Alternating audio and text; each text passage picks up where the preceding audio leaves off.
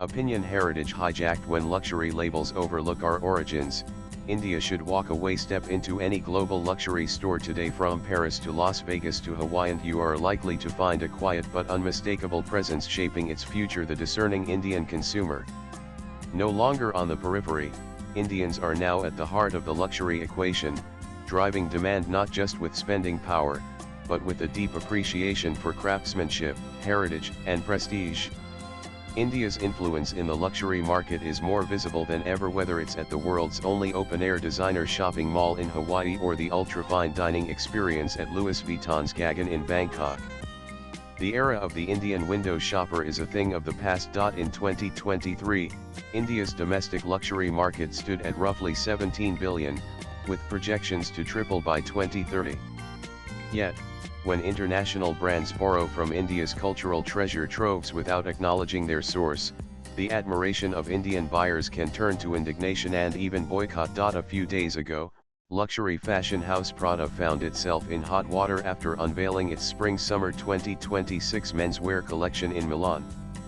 Among the showcased items was a pair of leather sandals that bore an unmistakable resemblance to Kolhapuri Chappal's traditional handcrafted footwear, deeply rooted in Maharashtra's cultural and artisanal heritage. However, the show notes made no mention of their Indian origin. The omission sparked immediate backlash across India's fashion community, with artisans and cultural advocates accusing Prada of cultural appropriation and possible violation of geographical indication (GI) rights. In response, Lalit Gandhi, president of the Maharashtra Chamber of Commerce, Industry, and Agriculture Maxia, wrote to Prada demanding public acknowledgement and fair engagement with the artisan communities who have preserved this design over centuries.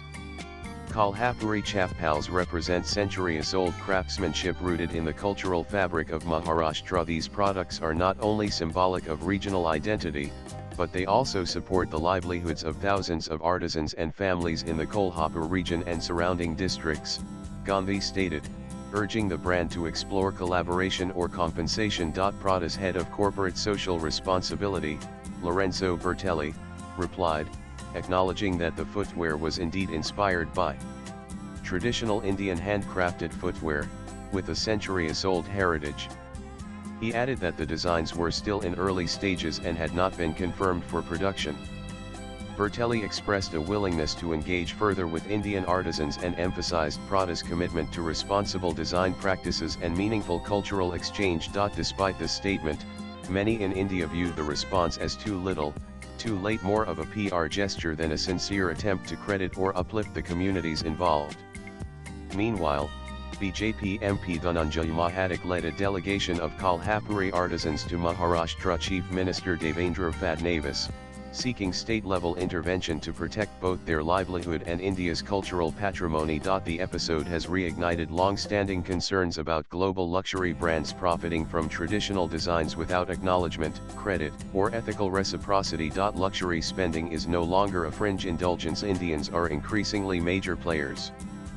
Forecasts anticipate consumer spending on luxury goods to climb to 32 billion by 2030, with India's affluent base ballooning to hundreds of millions of consumers. At the same time, Indian origin brands are staking strong global claims. Designers like Sabyasachi Mukherjee have collaborated with Christian Louboutin and Estée Lauder, garnering acclaim across New York, London, Dubai, and beyond. Indian design houses like Falguni Shane Peacock have established a presence in international couture and bridal markets. The broader Indian apparel sector is experiencing robust growth, with a projected compound annual growth rate (CAGR) of 10-12%. Yet this growing recognition of Indian brands makes acts of appropriation all the more jarring. When Western luxury houses strip cultural artifacts from their context, they erase labor, lineage, and livelihood, while Indians fund their own invisibility.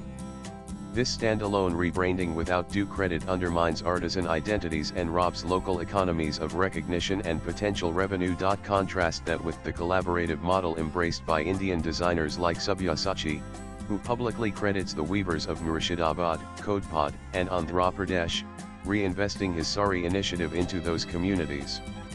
His collaboration with Louboutin in 2015 reinvigorated vintage techniques like Acide Zardozi, offering not just aesthetic luxury but artisan dignity.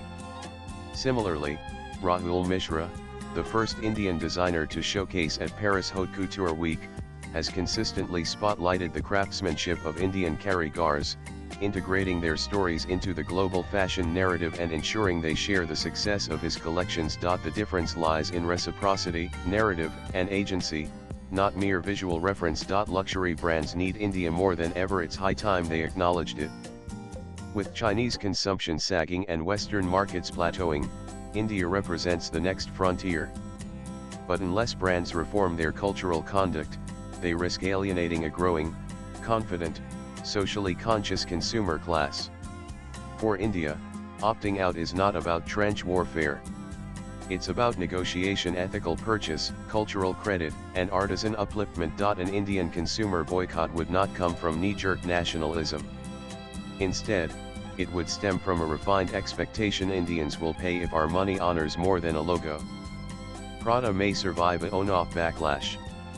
But recycled imagery without investment, storytelling, or profit sharing could be poor business in the long-term luxury market. This debate isn't binary. Cultivating global appeal does not require cultural exclusion. Indian brands have already shown how it's done. Iconic Indian labels like Sabyasachi, Rahul Mishra, Anita Dongare, Ritu Kumar, Tarun Tahilayani, Rohit Kumra, Abu Yani Sandeep Khosla, and Manish Malhotra are catalyzing luxury narratives from India, not just about India. They blend tradition with innovation, ethics with exclusivity, and, most critically, give artisans both credit and livelihood. Globally, India holds considerable cultural capital. But true sophistication lies in storytelling that credits lineage, ensures fair pay, and builds sustainable design ecosystems. Whether it's paisley embroidery, hand-block prints, or chapel leatherwork, the label on the sandal begins with a social contract, not a marketing spin. India's love for luxury is real, but so is its heritage and pride. If brands like Prada wish to continue their relationship with India, they must weave cultural sensitivity into their value chains, not just their designs. Because today's discerning consumer wants more than allure. They demand authenticity. Swipe left for next video. By choosing consciously, Indians can affirm that luxury isn't just about opulence, it's about respect. Own it, brand it, share it. Then, and only then, can luxury have global appeal with Indian integrity. A columnist and author, Sandeep Bhutoria, is passionate about the environment, education, and wildlife conservation. Views expressed in the above piece are personal and solely those of the author. They do not necessarily reflect News 18's views. Latest blogs.